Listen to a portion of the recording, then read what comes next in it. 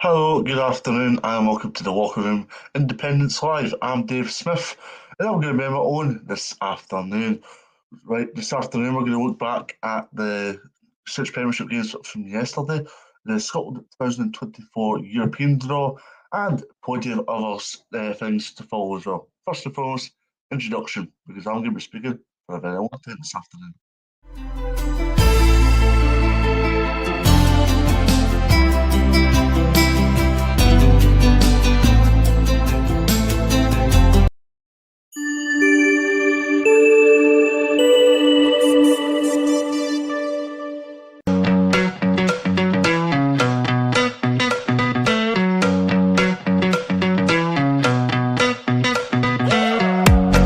The Locker Room, with all the sports news you need, live.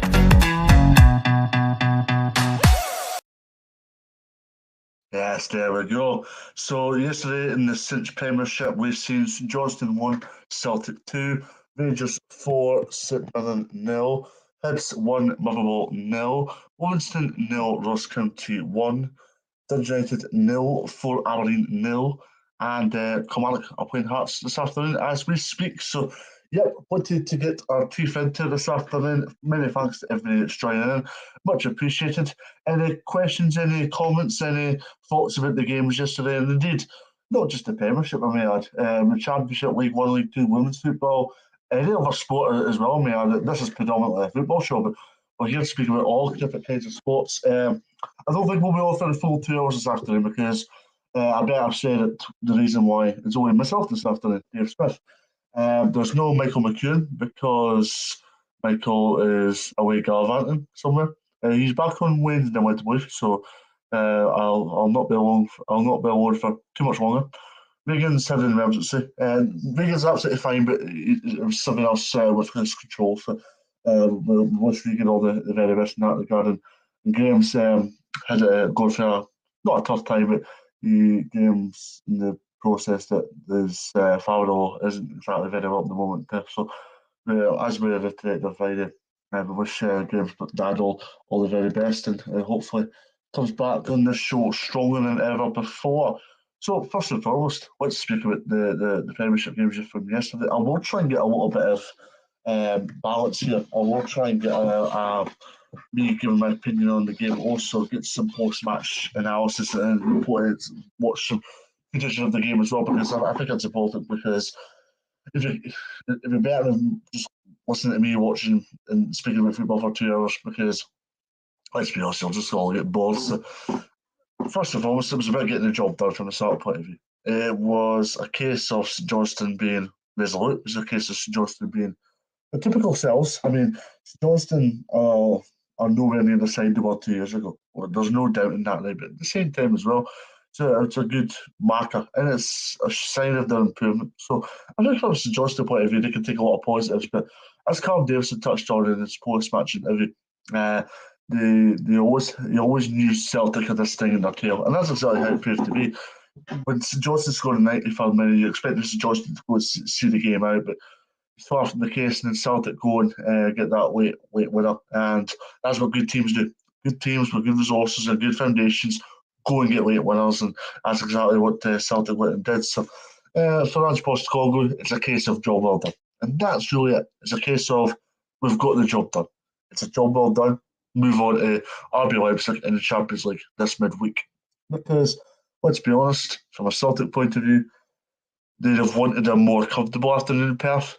But as we touched upon on Friday with Regan, Celtic have never had a comfortable afternoon in Perth. And the same happened again yesterday lunchtime. So I think from a Celtic point of view, a very good result.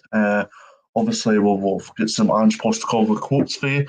But in terms of Celtic, they can take a lot of positives from the job they did yesterday. So hats off to Ange Postecoglou for getting the job done, and they move on to obviously Leipzig in the Champions League on Tuesday. I'm currently on my phone, by the way, because I'm trying to see if I can get any Ange Postecoglou comments from yesterday. But before I do, let's speak about St Johnstone here, and you just look at that and say unlucky, but at exactly the same time as well, you look at it and say, how can they improve on this? How can they make sure results such as yesterday don't is it a one-off? They want to make sure that they're getting these consistent results time and time again. So here's Ange Postecoglou speaking about Celtic winning 2-1 in Perth. I thought he was a bit sloppy with the ball today. He gave it away a few times, but ultimately, as a striker, is what you want is that in that moment that he's there and he's that type of character. I think he's shown that from the first day he arrived. He wasn't going to shirk the fact that he wants to be the striker and he wants to be the goal scorer, and be a really important goal for us. Yeah, that was Ange Postecoglou speaking with Georgios Giacomakis scoring a last-minute winner to send Celtic back to the East End of Glasgow delirious. So, very good result for Celtic, but their season's not going to be defined against Celtic. But then at the same time, as I kind of alluded to, it is a massive missed opportunity for St Johnstone, considering the fact that they were in the game. The fact that there's a lot of people were expecting Celtic to go and win this game fairly comfortably. Far from the case. Far from the case now. Football's got weird and wonderful things at the same time, and it was wonderful from a Celtic point of view. And pardon me, job done. You'll see me drinking plenty of juice today, by the way, because I'm obviously the only one on, and I don't want to be making sure that my voice becomes lacklustre come 5 o'clock. So, aye. From a Celtic point of view, job done and moved on to RB Leipzig in the Champions League on Wednesday. Right, as I say, I'll probably roll it on for about an hour. So the next game we're going to point towards is Rangers 4, St Mirren 0. Professional job done by Giovanni Bronckhorst's side. Van Bronckhorst has been getting a lot of pressure lately. Probably because of Champions League results more than anything else. I mean, the Champions League results for Rangers just haven't been good enough of late. And the fact that they're getting the job done in the manner that they are is a sign of where they're at this precise moment in time. It's a sign of how far they're coming. But also, I think it was a good marker for Rangers because, as we touched upon with me and Regan on Friday, I mean, St Mirren hadn't exactly been the best place possible. St Mirren had been in a great place prior to that game, pardon me. And, I mean, beating Celtic by 2-0 signals an intent that Stephen Robinson wants to go with the buddies, and the fact that they're growing from strength to strength under the tutelage of Robinson. So I think from a St Mirren point of view, they'll be massively disappointed, but at the same time, it's a sign of how far they're coming as a team when they are going to a Rangers and being disappointed with the outcome. I mean, from a Rangers point of view, it was a case of a routine win. Job done after 4 minutes. So I made the point that he should have started the game yesterday, and he proved to be. It's funny how much I know about football. Took the lead after 4 minutes. Chilwell, good finish from his point of view. Tavernier had a penalty after 30 minutes. Chilwell was the second of the game on 73. Before Fascist Sakala finished scoring off for Rangers on 90 minutes. So, in terms of Rangers, a good 3 points, a professional performance, and a confidence booster that I think they needed before Liverpool on Tuesday. I was at the Broth Dundee game, and I was sitting beside Gavin Wallace at BBC Radio Scotland, and we were making a point, me and Gavin, about the fact that when they weren't great and all that, it wasn't as though they were precarious or rubbish or pitiful. It was a case of they needed a resurgence, they needed a reaction, they needed just to get a result out of somewhere, and they've done all that, right? But more importantly, it was the aspect in which the win was concluded yesterday. The fact that they got the goals, the fact that they were professional, the fact that they got all of the criteria in place to get the result required yesterday. It's a good result to take Tuesday's game to Liverpool, because let's be honest, it's massive from a Rangers point of view. It's the Battle of Britain first and foremost, and let's be honest, Liverpool are there to be got at because when you speak about it from a Rangers point of view, I mean, could they improve come time? 100%.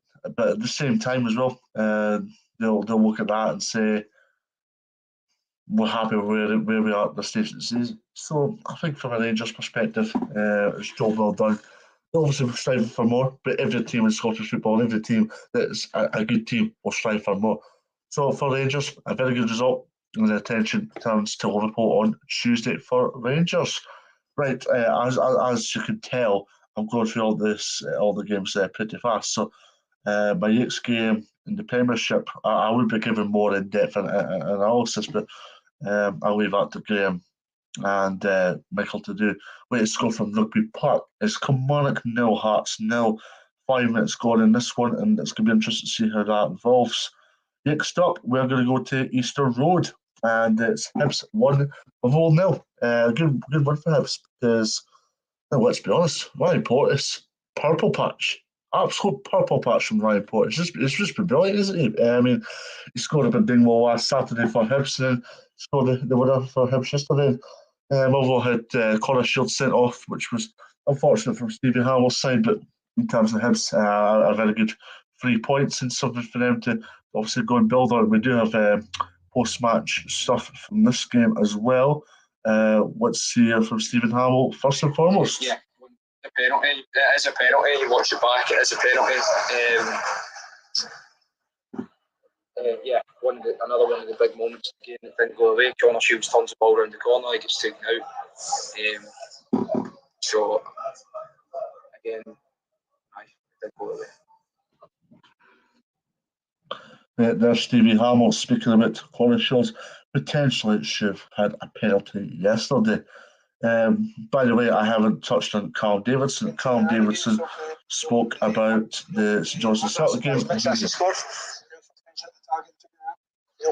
That's surprised Mitch actually scored. First time he's hit the target in training and the game. So, obviously gutted for the lads really. We some of the game because I thought something would be different. There's Carl Davidson touching upon the fact that they couldn't see the game out as they lamented a last-minute winner for Celtic. So, back on Easter Road, and Ryan Porteous getting the goals he did shows the confidence that he's got this precise moment in time for Hibs. I mean, it could be better from a Hibs point of view. But at the same time, Wade Johnson's doing a very, very good job at Easter Road. I think it's their 5th straight win, or a fifth game unbeaten, which tells you the strength and depth and where Hibs are going under the guidance of Johnson. I mean, they're winning games that are traditionally 6-pointers. They're winning games that are renowned for being tight. They're winning games that are hard to predict. And Hibs can take a lot of confidence from yesterday, and it's been met once again. So, because this is the thing, right? As far as Hibs were concerned, some of the games they've been playing, and you did raise yourself the question: is it a case of the Hibs have the ball because they underachieved under Sean Maloney, and that was to hit a bit of a brick wall? So, but they're starting life well under Wade Johnson. Pardon me, and back to another good one. Another disappointing one for Motherwell, Stephen Hamill, though. Motherwell had a very good one at Wednesday with Ross County and Dingwall. But the fact it's fine margins because Shields got sent off on the 58th minute, and then obviously Hibs scored that penalty. Scored that goal through Ryan Porteous, and you get the feeling that if Motherwell had scored first, they might have went on to win the game.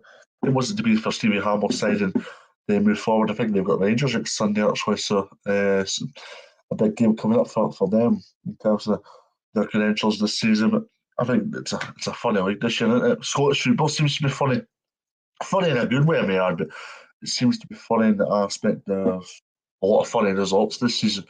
So in terms of that, a very good result and something for them to go and build on. So a lot of positives in that regard, and a very good win for Hibs. Next up in the Scottish Premiership, we have got we're going to go Livingston. Livingston 0, Ross County 1. A very good result for Ross County. Malky Mackay made the point after the game that he thinks his side have the best side in the local section that Ross County have. Well, I'll define that as in the bottom 6. Rory Edwards, brilliant performance from him, and a 75-minute winner meant Ross County went back to Dingwall with all 3 points, and a very good result for Ross County because they've been needing that result. And it was actually a funny day in the league yesterday because Ross County won, Dundee United won, and they were arguing with 2 of the bottom 3. Where I'll have a look at the league table just now, but when you look at the league table, I mean, it's well, Dundee United are still bottom in 5 points, but had Ross County not won that game yesterday, what would the goal difference have been? Okay, we would have seen Ross County bottom. So that's a pivotal win for the Stargaze in all aspects, and something that they can go and build on. So in terms of Ross County, a very good result, and they will push on and get more wins in due course. As for Livingston, it's another disappointment. Well, Livingston's either very good or very bad. There's nothing in the middle. The fact that they've not taught a game this season tells you everything you need to know about the fact that they're obviously striving for improvement. And obviously had a really, really good spell at the end of the season. Obviously had been getting some really good results and had been getting some big wins, but they've just flat out deceiving recent games this season. And I mean, the likes of Joel Newboy and Bruce Anderson have been scoring, but defensively they've been all over the place. And let's be honest, did we see this coming? To an extent, yes. I would say to an extent we did. But a lot of improvement for Livingston to go and work on as well. I mean, the fact that they've got all this in the bag, and obviously all this sorted out means that they can go and build on this now.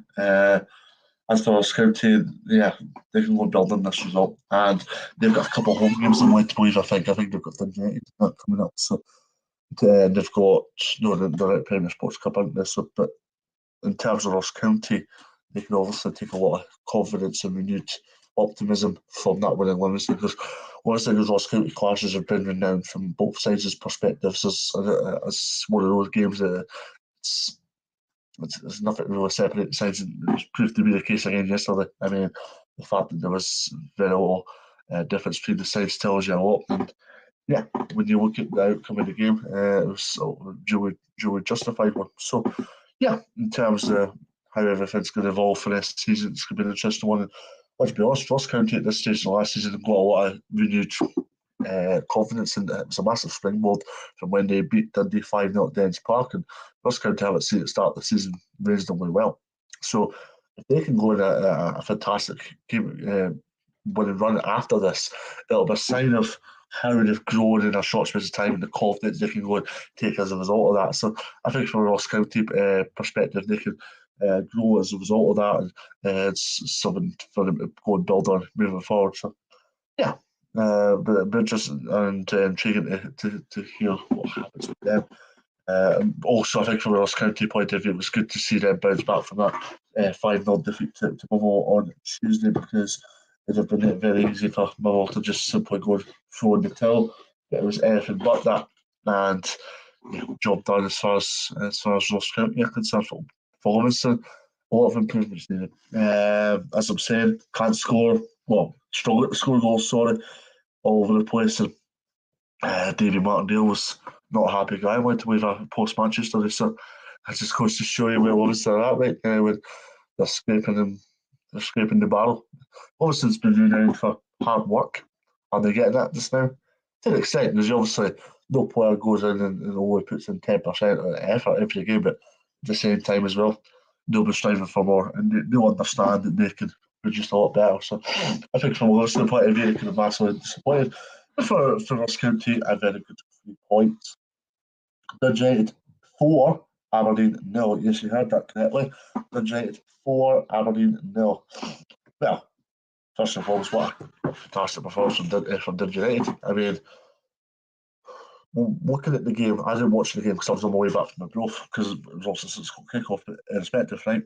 But looking at it from the outside, looking in, it was a case of Behetch opened the scoring for Dundee United, and you wondered, you did wonder, is it going to be Dundee United's day? He could easily have been the scoreline in which it was going to be. just on the basis of Aberdeen's crisis defending. Also, Dundee United drew somebody a spanking, and that's exactly what they provided yesterday. So, in terms of United, a massive result in terms of their season credentials and a sign of where they can go. And I mean, when you look at United, I mean, they can obviously grow as a result of this, and I mean, they'll take a lot of confidence from that win. I mean, it's a monkey off the back a little bit for Wayne Fox and Stevie Crawford. Wayne Fox has came in as permanent manager for a couple of weeks now, and I think it needed a bit of time for Dundee to go in and bed their own ideas in. And for Stevie Crawford, obviously, after leaving his fight, it's a huge one off his back as well, because they're two respected coaches within Scottish football. It's a good result as far as Dundee are concerned. So they will build on from this and keep on winning games. And let's be honest, they've got a massive game on Tuesday when they host Hibs at Paradise. So in terms of Dundee, a massive result and some of the road builder. And let's be honest, I think Tuesday's a good one to see where Dundee are at just now, because they're playing a Hibs side that, let's be honest, are banging for. They're playing a Dundee side that are resurgent, a Dundee side that are up for the fight, and they're playing a Hibs side that simply winning games of football just now. And they're winning games of football at tough venues, but they're also beating opposition at Easter Road, where it was a struggle for them in recent seasons. So I think that's a sign of where Lee Johnson's going. And that's going to be an intriguing game on Tuesday when Dundee play Hibs at Paradise. As for Aberdeen, well, it was disappointment after disappointment after disappointment. Well, first of all, so I'll make it very clear that there were 4,000 fans travelling up, which tells you everything you need to know about how the Red Army did go back the team, which is only an hour away. So obviously it was going to be a strong Aberdeen travelling support. But massive disappointment all over the pitch. Lack of defending for goals, and that Ross McCrory own goal just added stuff in when it needed to be. It was a Saturday night of the Fitbar, and Dundee came out on top. Dundee created the drama, they created the character, and they created a good winning result. So congratulations to all at Dundee United for getting the job done. But where did Aberdeen go from here? That's the big question for me, because Jim Goodwin was getting some, I'd say, justified criticism, but at the same time, as well, I'd also argue in the aspect of, I don't think he's not ready to be sacked. The 4-0 scoreline suggests a sackable performance, a sackable result, 100%. But you look at what Aberdeen are doing under Goodwin, right? I think it was just a poor afternoon in the office now. Jim Goodwin will be the first to tell everybody he needs a reaction. Probably, he's got a big week coming up. He's got a massive week coming up. He's got Hearts Sunday at Pittodrie, and he's got Partick Thistle on the Cup on Wednesday night. Two massive games in terms of Aberdeen's season, and two games to see where they're at and how they can evolve and see if they can bounce back. So, from an Aberdeen point of view, it's going to be an interesting one. It's something that they can go on and build on from. And then finally, obviously, the game this afternoon between Kilmarnock and Hearts, which is still goalless, I'm led to believe. Let's see how the game's evolving. Looks as though Hearts have started the game reasonably well. Hearts with 2 shots on target, 5 shots at goal, and 140 passes in the game compared to Kilmarnock's 83. I think the main thing from Robbie Nelson's point of view is making sure he avoids injuries this afternoon, because primarily it's a massive game in terms of Hearts this season, but also it's the same with Thursday. Thursday's a massive game in terms of Hearts this season, and if they can complete the job this afternoon and be injury free, I think it's a win-win as far as Hearts are concerned. And obviously, all the recovery and the process behind that will take place, and attention turns to Florence and Fiorentina on Thursday. So I think Dundee can take. I think Hearts can try and get the result. But as for Kilmarnock, Kilmarnock are in a really good place just now. If Kilmarnock can go and get the job done this afternoon, it's a huge one, because obviously Wednesday we've got 6 clear at Dundee United. So I think for Kelly and McInnes, I think he's beginning to stem his own ideas into the side. And I think if they can get the job done this afternoon, it'll be a huge one off the back for Bucharest again, because they're going really well. Right, we only have 5 minutes left. As I say, I'm not going to be on particularly long this afternoon. But when you look at it, I mean, Arbroath at Dundee, the game I was at. I think our job was a fair result, but na na na na na na na na na. Bobby win, Bobby win, Bobby win. Na na na na na na na na na. Stunning strike, 35 yards out, gave Adam Wexford absolutely no chance to go. And yeah, when you look at the game overall as a perspective, I mean, they obviously got a lot of confidence from the fact that they had the wind at their disposal, and they used that to their full advantage and got that goal. But didn't they start the game very well? Well, I wouldn't say they started the game very well, but they took the lead against, not the run of play, but they took the lead, hitting on the break. Vicky Whittle had a half volley clear off the line by Taylor French, and Dundee went up the other end, and a great ball by Paul McMullen, and Zach running tucked away a fine header by on Gaston. Paul McMullen's been screaming for that type of delivery for a long time. He was decent in the Premiership under James McPhee last season, and he's been striving for that level of consistency once again. So, in terms of McMullen, he can obviously take a lot of confidence from the work that he's doing, and more may continue from his point of view. But I thought they showed great courage yesterday, because they had a depleted squad. Dick Campbell had to make a number of manoeuvrements within the team, and the fact that they got a result in that magnitude, because let's be honest, Dundee are still a good side, but maybe they're going through a little bit of a sticky patch at the moment. It tells you everything you need to know about where they're both are at right now. They are in a precarious position, but at the same time, I think they'll take a lot of confidence, and they'll also take a lot of confidence from the results that have happened, because Morton beating Hamilton was a bit of a surprise. I mean, Morton have been going along okay. They've had a good week. They bounced back from Partick Thistle and got a very good win at Queen's Park on Tuesday. But yesterday, that makes the week more sustainable, more powerful from a Dougie Emery's perspective than it might have been perceived beforehand. So a very good 3 points and 7 for them to go and build on, because quite simply, both need wins. It's going to be a good barometer, I think, on Friday. Both go to Queen's Park, and that's going to be a good barometer, because it seemed to be as although it was a 5-0 game. It seemed to be as although Ayr continued their not dominance, but Ayr continued their fine start to the season, and they are continuing when they left off, and what may that continue from Lee Bowen's side, because Lee's doing a terrific job at Ayr. They're gone. Well, they're still in the pudding for me. Ayr have gone from relegation contenders to slap bang in the middle. There's not as much negativity in it, and I don't know what it is, but there's just something that's going right for me just now with Ayr United. So in terms of Ayr, very good 3 points and 7 for them to go and build on it. We said we weren't going to be long on this show, and thank you very much to everybody for tuning in. Much appreciated. Scotland in their Nations League group got Spain. What we're just going to get for you. They got Spain, Georgia. Georgia was one, I know that. I should be more prepared, shouldn't I? It's first and foremost, what I will say in Scotland's point of view is it's an extremely tough group. Scotland have Spain, Norway, Georgia, and Cyprus. So Erling Haaland will be coming to Hampden Park. Right, thanks very much to everybody for tuning in, and we'll catch up very soon.